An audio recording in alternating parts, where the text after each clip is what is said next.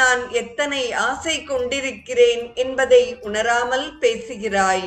இந்த நடுநிசியில் கண் விழித்ததும் உன்னை தேடி நான் ஓடி வந்திருப்பதே அதற்குச் சான்று.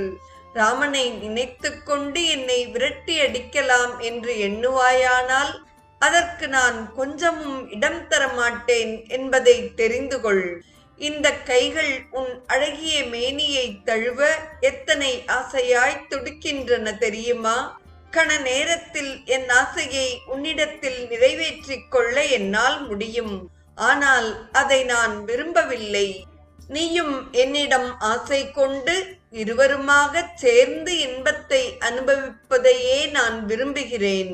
ஜானகி, இப்போது நான் சொல்வது மிகவும் உறுதியான வார்த்தை. 10 மாத காலமாக நான் பொறுமையுடன் இருந்து வருகிறேன்.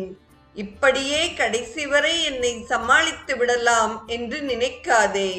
இன்றிலிருந்து 2 மாதங்கள் உனக்கு கெடு தருகிறேன். அதற்குள் நீ நன்கு யோசித்து ஒரு முடிவுக்கு வந்துவிடு. இந்த கெடுகாலம் முடிந்ததும் நீ எனக்கு இணங்கவில்லையெனில் உன்னை விட்டுவிடப் போவதில்லை.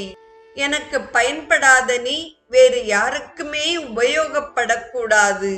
ஆகவே உன்னை சித்திரவதை செய்து கொன்று எனக்கு காலை உணவாக்கி விடுவார்கள். இது நிச்சயம் என்று கனல் பறக்க கூறிய ராவணன் அங்கிருந்து அரக்கிகளை கோபத்தோடு